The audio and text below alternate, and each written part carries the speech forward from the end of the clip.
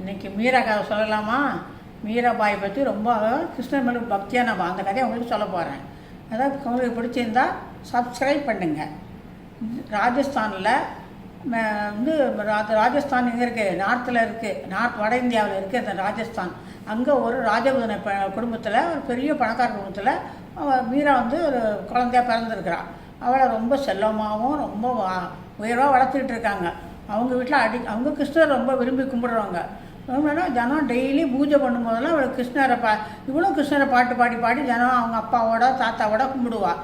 ஒரு நாளே அவள் வீட்டு மாடு எல்லோரும் இருக்கக்குள்ள அவள் சொல்லுவாள், எனக்கு கிருஷ்ணரை ரொம்ப பிடிக்குது, எனக்கு கிருஷ்ணரே ரொம்ப பிடிக்குதுன்னு அவரை என்னோட நான் தோழனா நினைக்கிறேன்னு சொல்லிட்டு போல அவங்க தாத்தா சொல்லுவார், அவர் எப்பவும் எல்லாருக்கும் தோழனா எப்பவும் வருவாருமா அப்படிங்கிறப்போ ஃப்ரெண்டுக்கெலாம் சொல்லுவாள். என்னுடைய பக்கத்து தோழிக்கெலாம் போய் என்னுடைய ஒரே ஃப்ரெண்டு கிருஷ்ணர் தான் அப்படின்னு சொல்லும்போது எல்லாம் சிரிப்பாங்க.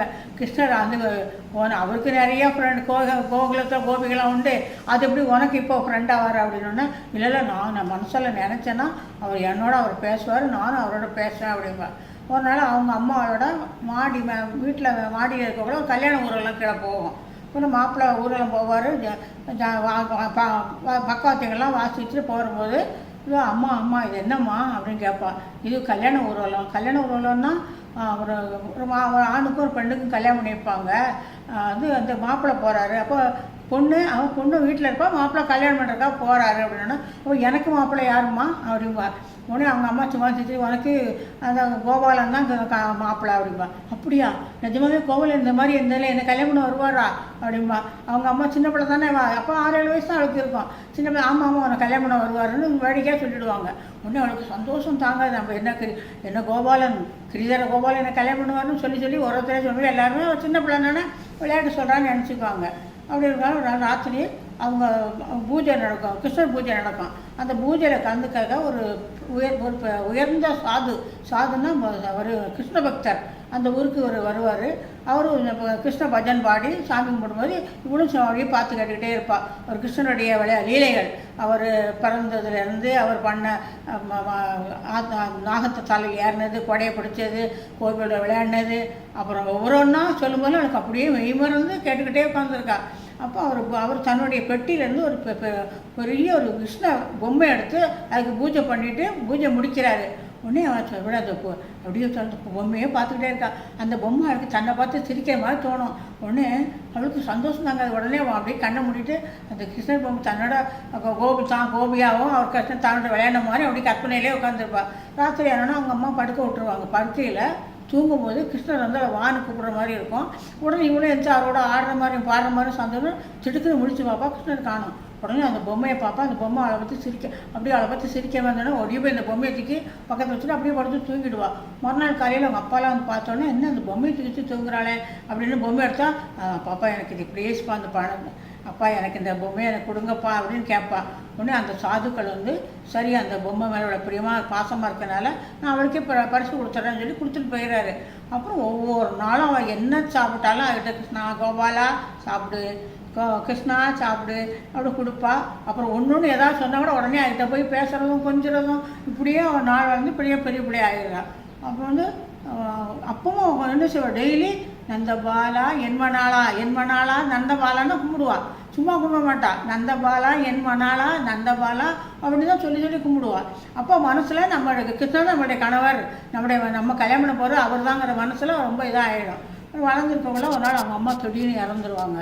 அப்போ அவங்க அப்பா வந்து ரொம்ப கவலைப்பட்டு, அம்மா அப்பா தாத்தாலாம் ரொம்ப கவலைப்படுவாங்க, இனிமேல் நீ தனியாலாம் அந்த வீட்டில் இருக்க முடியாது, உனக்கு கல்யாணம் பண்ணணுங்கிறப்போ 4 பேர்ட்ட சொல்லி வச்சோன்னா மேவார் நாட்டில் ராஜபுரத்தில் மேவார்ங்கிற பெரிய ஒரு ராஜபுத்திரனுடைய ஊர். அது ராஜா இருக்கு, ராணா குடும்பத்தை சேர்ந்த ஒரு பையன் இருக்கிறாரு.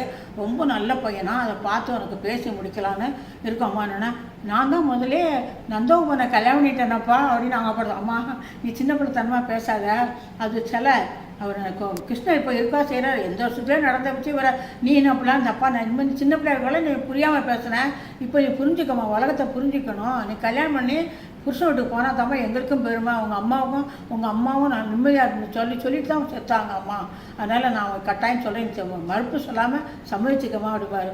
உடனே அவள் போய் சாமி கிருதர கோபாலா என்னனாலா நான் ஒன்றை விட்டுட்டு நான் யாரையாவது கல்யாணம் பண்ணணும்னா எனக்கு பிடிக்கலையேன்னு அழுவா. ஆனால் யாரும் இப்படி நாளை விட்டு என்ன சொன்னாலும் அவங்க அப்பா சொல்லி விட்டேன் சரியும் சம்மதம் சொல்லிடுவார். அப்போ ராணாவுக்கும் ராணாவோட மகனுக்கும் அவளுக்கும் கல்யாணம் நடக்கும். கல்யாணம் விமர்சையாக நடக்கும். விமர்சையாக நடந்தால் இவன் அந்த வீட்டுக்கு போகிறப்போ அந்த பெரிய பொம்மை, அந்த பொம்மையை மட்டும் வீட்டு எல்லா பொண்ணும் போகிறப்போ ஏதோ நாக்கையும் பொண்ணும் ஆசைப்படுவாங்க. இவன் அதெல்லாம் அந்த பொம்மையை மட்டும் அப்பா நான் அந்த கிருஷ்ணர் நந்தகோபன் எடுத்துகிட்டு போட்டோமா அப்பான்னு கேட்பா. சரிம்மானோன்னா அந்த நந்தகோபன் எடுத்துகிட்டே போய் அங்கே தன்னுடைய அறையில் அந்த நந்தகோபன் வச்சு அதுக்கு அலங்காரம் பண்ணி பூஜை பண்ணுவாள். ஆனால் அவங்க குடும்பம் என்னன்னா துர்க்கை கும்பிட குடும்பம். அவங்க ஒவ்வொரு நாளும் துர்க்கை தான் கும்பிடுவாங்க, நவராத்திரி விசேஷமாக கும்பிடுவாங்க.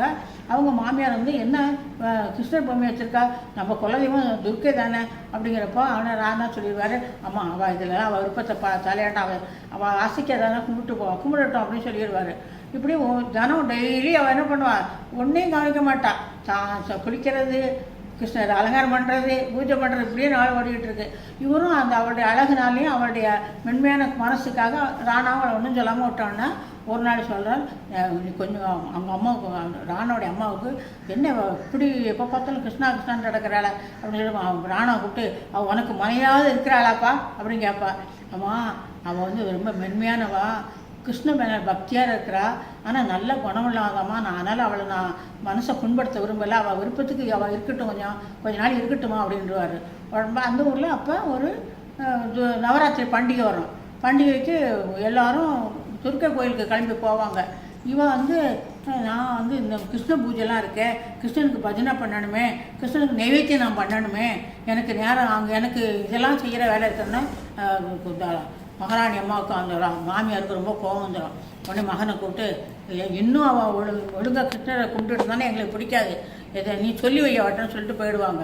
போய் சாமி கும்பிட்டோட இவர் வந்து மெல்ல அவட்ட வந்து மீரா நீ கிருஷ்ணரை கும்பிடு, ஆனாலும் அம்மா சொல்லப்படி என்னை கேட்டுக்க, எங்களுடைய குலதெய்வமான கோயிலுக்கு நீ வரணும் அப்படிங்கிறவ நான் கிருஷ்ணனை தவிர யாரையும் நான் விரும்பலை, கும்பிட விரும்பலை அப்படின்டுவா.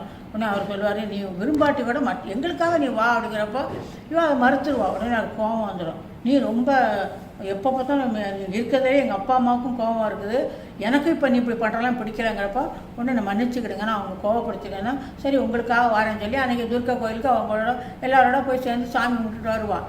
சாமி கும்பிட்டு வந்தாலும் ராத்திரிலாம் அழுதுகிட்டே இருப்பாள். கிருஷ்ணா நான் ஒன்றை தவிர கோபாலா நான் ஒன்றை தவிர யாரையும் நான் மனசில் நினைக்கலையே, இப்போ எனக்கு ஏன் இந்த சோதனையை கொடுக்குறேன்னு அவரை அனும்போது அவர் ராணா சமாதானப்படுத்துவார். சமாதானப்படுத்திட்டு நாளை அப்போ சொல்ல நான் உங்கள்கிட்ட ஒரு சின்ன ஒரு வேண்டுகோள் வைக்கிறேன், செய்வீங்க எனக்காக அப்படிங்கிறேன். என்னென்னா இந்த கிருஷ்ணனுக்கு ஒரு கோயில் கட்டணும், எனக்கு செஞ்சு தருவீங்களா அப்படின்னு. சரி நான் உனக்காக சொல்லி ஒரு கோயில் கட்டி தரேன். ஏன்னா அவர் ரொம்ப நல்ல மனசு உள்ளவர், அவள் முகம் வாடாமல் அவளை பார்த்துக்கணுங்கிறதுக்காக சரி உனக்காக ஒரு கோயில் கட்டி தரேன்னு அந்த ஊரில் ஒரு கோயில் அழகான மேவாரில் ஒரு கிருஷ்ணன் கோயிலை கட்டிடுவார். அந்த கிருஷ்ணன் கோயிலை கட்டும்போது அவங்க மாமியாருக்கும் பிடிக்கலை, அவருக்கு ஒரு அண்ணன் இருந்தார், விக்ரமன்னு ஒரு அண்ணன் இருந்தார், அவருக்கும் பிடிக்கலை. உடனே எவ்வளோ சொல்லி பார்ப்பாங்க, இல்லை அவள் விருப்பத்துக்கு அவள் இருக்கட்டும், அவள் ரொம்ப விரும்பினால நான் கேட்டேன்னு சொல்லி இது பண்ணார். ஒரு நாள் அவள் தோட்டத்தில் உட்காந்து அப்படியே நீலவனத்தை வரைக்கும் பார்த்துக்கிட்டே உட்காந்துருக்கிறாள். அப்போ அவளுக்கு புருஷனுடைய தங்கச்சி பேர் உத்ரா, அவள் வாரா. அண்ணி என்ன அண்ணி பார்க்குறீங்கன்னு, இந்த நீலவனத்தை பார்க்கும்போதெல்லாம் எங்கே பார்த்தாலும் கிருஷ்ணராக தெரிகிறார் எனக்கு, அவருடைய நீலவனம் தான் எனக்கு தெரியுது அப்படின்னு சொல்லி சொன்னோன்னே நல்ல பைத்தியம்தான் இதுன்னு சொல்லிட்டு அவள் இது நல்ல பைத்தியம்தான் சொல்லிட்டு திருப்பியும் அவங்க அம்மாட்ட போய் அம்மா அந்த மாதிரி அண்ணி அப்படியே வரைக்கும் உட்காந்துருக்குறாங்க, எங்கே பார்த்தாலும் நீலவண்ண கண்ணனா தெரியலான்னு சொல்கிறாங்கன்னு அம்மா சொல்லுவாங்க. இப்படி ஒரு பொண்ணை நம்ம பிடிச்சிட்டோமேனு கவலைப்பட்டுட்டு இருப்பாங்க. மறுநாள் தோட்டத்தில் உட்காந்து அங்கே நீர் அப்படி சின்ன தடாகம் மாதிரி இருக்கும், அதில் நிறையா தாமரை பூலாம் பூச்சிருக்கும். அந்த ஒவ்வொரு தாமரை பூயும் பார்த்து நீங்கள்லாம் எங்கள் கண்ணனை பார்த்துருக்கீங்களா, என் கோபாலனை பார்த்துருக்கீங்களா அப்படின்னு பேசும்போது ராணா வருவார். உடனே அவளுக்கு இவர் சொல்ல என்ன பார்க்குற, இல்லை இதை பார்த்தோன்னே எனக்கு வந்து அந்த ஒவ்வொரு மலர்ந்த தாமரைப்பூ பார்த்தா கிருஷ்ணனுடைய பாதங்கள் தான் ஞாபகத்துக்கு வருது, இந்த நல்ல நிலப்பரப்பை நீர்பரப்பை பார்த்த உடனே கிருஷ்ணன் அந்த கோபியோட அந்த இதில் ஜலக்கிரட்டை விளையாடுவாராமே அதுதான் எனக்கு ஞாபகம் வருது அப்படின்பா. அவர் சொல்லார், நீ ஒவ்வொரு நிமிஷமும் நீ கிருஷ்ணனோட ஐக்கியமாகிட்டு இருக்க, என்னையும் நீ கொஞ்சம் கவனிக்கக்கூடாதா அப்படிங்கிறார். அப்போ அவளுக்கு மன்னிச்சுக்கிடுங்க, நான் உங்கள் மனசுபடி நான் நடக்கிறேன் சொல்லி அவர்கிட்ட கொஞ்சம் சிரிச்சமாக பேசிக்கிட்டு இருந்து வீட்டுக்கு போவாள். போயினா அந்த இங்கே கோயில் கட்டி கோயிலெல்லாம் பெருசாக கும்பாசம் பண்ணி கோயிலில் திறப்பலா பண்ணிவிடுவாங்க. வந்தால் இப்போ ஒவ்வொரு நாளும் கோயிலில் போய் 3 மணியும் கோயிலே கிடக்க ஆரம்பிச்சிடுறான். கோயிலே கிடக்கும்போது ஒரு நாள் இவர் வந்து, மீரா எப்போ பார்த்தாலும் கோயிலே கிடக்கிறா, வீட்டுக்கு வான்னு கூப்பிடுவார். வீட்டுக்கு வந்தப்போ அவள் வந்து அப்படியே அரண்மனைக்கு வந்தாலும் அவளுக்கு எங்கேயோ வேற எங்கேயோ வந்த மாதிரி இருக்குமா. உடனே தோட்டத்தில் போய் உட்காந்துக்கிட்டு அப்படியே உட்காந்துருப்பாள். அவள் வந்து, மீரா நான் உன்னை வந்து அம்மா உன்னை அரண்மனைக்கு உள்ளே கூப்பிட்றாங்க, நீ வான்னு கூப்பிடும்போது அவள் சொல்லுவாள், எனக்கு வந்து அந்த அவளுக்கு திடீர்னு உட்காந்து யாரோ என்னை பிள்ளைங்கள கூப்பிட்ற மாதிரியே இருக்குது ராணா, எனக்கு கண்ணன் என்னை பிள்ளைங்களை செத்துக்கிட்டே இருக்கிறாரு, நான் அந்த கீதத்தை கேட்டுக்கிட்டே இருக்கதான் காற்று நிலே வருங்கீதம் அப்படின்னு அதை அவர்கிட்ட பாடி காட்டணும்னா அவர் அப்படியே அவருடைய குரலையும் அவள் பாடினையும் பார்த்து அப்படியே மெய்மறந்து நின்றுடுவார். சொல்லி என்னுடைய ஒவ்வொரு பாடலையும் ஒவ்வொரு தச்சையிலும் கண்ணன் என்னை குழலூதி என்னை கூப்பிட்ற மாதிரியே இருக்குது. எனக்கு நேரம் அவர் எப்பவும் நான் அவர் பாதத்தடியிலே நான் இருக்க விரும்புகிறேன் அப்படின்னொன்னே அவர் என்னடா இவ்வளோ இதாக சொல்கிறாளே, அம்மானா அவளை கோவப்படுறாங்கன்னு சொல்லிட்டு வீட்டில் வந்து அம்மாட்ட வந்து, அம்மா அவள் பூஜை பண்ணிக்கிட்டு இருக்காம்மா அப்படின்னா அம்மா சொல்லுவாங்க, வீட்டில் தான் பூஜை பண்ணிக்கிட்டு இருந்தா, இப்போ கோயிலே கிடக்க ஆரம்பிச்சுட்டா, இப்போ கோயிலேருந்து வீட்டுக்கே வர்றதில்லை, நீ ரொம்ப அவளை கண்டிக்க மாட்டேங்கிறான்னு சொன்னோன்னே அவங்க அண்ணன் கிட்டேருந்து பார்த்துக்கிட்டே இருப்பார். இதுக்கு நான் இது அவளை மாத்திரக்கு வழி பண்ணுறேன்னு சொல்லிட்டு என்ன பண்ணுவார், மறுநாள் அந்த கிருஷ்ணருக்காக நிறைய பூ அலங்காரத்துக்காக பூக்கெல்லாம் நிறையா சொல்லி வரும், பூக்கூடையில் நிறைய பூ வரும். அதில் ஒரு பெரிய நல்ல பாம்பை உள்ளே வச்சு அது மேலே பூ வச்சு அவளுக்கு அனுப்பி அந்த கோயிலுக்கு அனுப்பிடுவாங்க. இவள் ஒரு பாட்டை பாடிக்கிட்டே நந்த பாலா என்மனாலா கிரிதர கோபாலா பாட்டு பாடி ஒரு மாலையாக போடும்போது அந்த பாம்பையும் எடுத்து அதை பார்க்கல, கிழிஞ்சு பார்க்கவும் இல்லை, அந்த பாம்பை தூக்கவுன்னு தெரியல அவளுக்கு. அவள் என்னென்ன எடுத்து அப்படியே கிருஷ்ணர் பாம்பு மேலே போடக்கலாம், அந்த பாம்பு கூட அப்படியே பூ மாலையாக தான் விழுந்துருது அவருக்கு. இதை மறைஞ்சு இந்த பார்த்து அவளுடைய கணவனுடைய அண்ணன் வந்து, ஏதோ மந்திரக்காரியை போட்டிருக்க, அவள் கை போட்டோன்னா அந்த பாம்பு கூட பூமாலே மாறி விழுதா, இவள் வந்து நம்ம குடும்பத்துக்கு ஏற்றவளே கிடையாது. அவங்க அம்மாட்ட போய், அம்மா இந்த மாதிரி நான் பாம்பு அனுப்புனேன், அது வந்து மாயாக மாறிட்டுமா அப்படிங்கிறாரு. உடனே அவங்க அம்மாவுக்கும் அவங்க தப்பாக தான் நினைக்கிறாங்க, அவள் ஏதோ மந்திரக்காரி, அவள் ஏதோ மந்திரம் பண்ணிகிட்டு இருக்கிறா அப்படின்னு நினச்சிக்கிட்டு, சரி அப்போ என்ன சொல்லுவார், இது வந்து இதோட அவன்கிட்ட சொல்கிறாங்க, நீ அவன் கொண்டாட்டி கண்டிக்கிறியா இல்லை நாங்கள் ஏதாவது ஏற்பாடு பண்ணட்டுமான்னொன்னா அவன் வந்து மீராவை கூப்பிட்டு, நீ ரொம்ப கோயிலே இருக்காத, அப்படின்னா அம்மாவுக்கெல்லாம் பிடிக்கலை, அதோட நீ என்னென்ன பஞ்ச பரதேசி ரொம்ப பிச்சைக்காரங்களோடலாம் நீ சேர்ந்து பாடுற, அவங்க பாடப்பட பஜனை வைக்கிறேன்னு சொல்லிட்டு அவங்க கூட கோயிலை உட்காந்து எப்போ பார்த்தாலும் சப்பலா கட்டை வச்சுட்டு பாடிக்கிட்டு வந்திருக்க, இது அம்மாவுக்கு பிடிக்கலன்னு அவன் சொல்லுவாள். கிருஷ்ணர் வந்து ஏழை பணக்காரன் கிடையாது, அவர் எல்லாரையும் ஏற்றுக்குவார். நம்ம மிக பஞ்சைகள் எளிய ஏழைலாம் சொல்லாதீங்க, எல்லோரும் அவங்களாம் பக்தர், சிவபக்தர், கோபாலனுடைய பக்தர்கள், கிருஷ்ண பக்தர்கள், அதனால் அவங்கள தப்பாக நினைக்காதீங்க. அந்த குசலருக்கே அருள் புரிய போகலையா கிருஷ்ணர், அவருக்கு வந்து மாடு வைக்கும்போது அத்தனை பேரையும் தன்னுடைய சோழனை ஏற்றுக்கலையா, அப்படிப்பட்ட கிருஷ்ணரை நீங்கள் தப்பாக நினைக்காதீங்க அப்படின்னு சொன்னேன்னா அவர் எதுக்கு மேலே வட்டால் அவருக்கு பேச வரால் முடியாது. சரி நம்ம இவர்னு சொன்ன கேட்க மாட்டேங்கிறான்னு சொல்லிட்டு போல மறுநாள் ராத்திரி அவங்க அம்மா, அவங்க தங்கச்சி, அவங்க அண்ணெல்லாம் சேர்ந்து இவளை எப்படியாவது நம்ம குடும்பத்தில் கெட்ட பேர் இல்லாமல் பார்க்கணுங்கிறப்ப ராணா சொல்கிறாரு வந்து ராத்திரி அவட்ட, நாளைக்கு நம்மளுடைய குருமண்டபத்தில் விசேஷமான நாள், அதாவது என்னென்னா மக்களெல்லாம் எனக்கு பரிசு கொடுக்க வருவாங்க, நான் அவங்களுக்கு பரிசு கொடுப்பேன், அப்போ கட்டாயம் நீ என் பக்கத்தில் பட்டத்து ராணியாக நீ உட்காந்துருக்கணும், நீ உட்காந்துருப்பியா, நீ கோயில் நாளைக்கு ஒரு நாள் கோயிலில் மற்றவங்கள்ட்ட பூஜை பண்ண நிப்பாட்டிட்டு என்கிட்ட வந்து இருன்னு சொல்லுவார். ஆனால் அவளுக்கு என்ன நினைக்கும், அது மாலையே மறந்துடுவாள். அவள் பட்டை பிடிச்சி கோயிலே உட்காந்துட்டு கோயிலுக்கு பூஜை பண்ணுறதும் பாட்டு பாடுறதும் இருப்பேன்னா சபா மண்டபத்தில் அவர் ராஜா உட்காந்துட்டு பார்த்து அம்மா ராஜா எல்லாம் பார்த்து திரும்பி பார்ப்பாங்க, வரவே இல்லை. ராணுக்கு கோபம் வந்துடும். கோபம் வந்து நீ என்ன சொன்னாலும் கேட்க மாட்டேங்கிற, நீ இந்த கோயில் கட்டியிருந்தா இவ்வளோ தப்பாக போயிட்டு அப்படிங்கிறவங்கள அவங்க அண்ணன் சொல்கிறாரு, இந்த நம்ம குடும்பத்தையே கேவலப்படுத்துகிறவங்களுக்கு, அசிங்கப்படுத்துகிறவங்களுக்கு அவளை ரொம்ப பூஜையெல்லாம் பண்ண சொல்லாதுன்னு தம்பிக்கிட்ட கண்டிப்பார். அப்புறம் கண்டித்தாலும் இவன் கேட்க மாட்டாள். திருப்பி கோயிலில் போய் பாடிக்கிட்டே இருக்கிறக்குள்ள இவருடைய பாட்டும் புகழும் வந்து டில்லியில் இருக்க அக்பருக்கு தெரியுது. அக்பர் வந்து அப்போ தான் மகாராஜாவாக இருந்தார். அவர் வந்து இவளை பாட்டை கேட்கணுன்னு ஒரு சாமியார் மாதிரி வேஷம் போட்டு வந்து அந்த கோயிலில் உட்காந்து அப்படியே சாமியார் மாதிரி வந்து அவள் பாடுறத பார்த்தா அவ்வளோ மெய்மருந்து பாடுறா, சப்பளை கட்டை பிடிச்சி அப்படியே ஆடுறா பாடுறா. மெய்மறந்து ஆடிக்கிட்டே பாடிக்கிட்டு கூட எல்லாரும் அவங்க சேர்ந்து பஜனை பாடுறாங்க. ஹரே கிருஷ்ணா ஹரே ராமா ஹரே கிருஷ்ணா ஹரேன்னு பாடிக்கிட்டே இருக்கல. அது அவரும் அக்பருக்கும் அந்த மெய்மறந்து அவளை பார்த்தோன்னா நான் ரொம்ப சந்தோஷமாகப்படுது. உடனே தான் கழுத்தில் அந்த முத்து மாலையை கழட்டி அவர்கிட்ட கொடுக்குறாரு. அவள் தான் வாங்காமல் அந்த கிருஷ்ணர் கழுத்தில் போட்டு வாங்கி கிருஷ்ணர் கழுத்தில் போட்டு விட்டுறா. இது வந்து அக்பர் வந்து உடனே போயிடனோடனே எல்லாருக்கும் தெரிஞ்சுட்டு அக்பர் வந்தார்.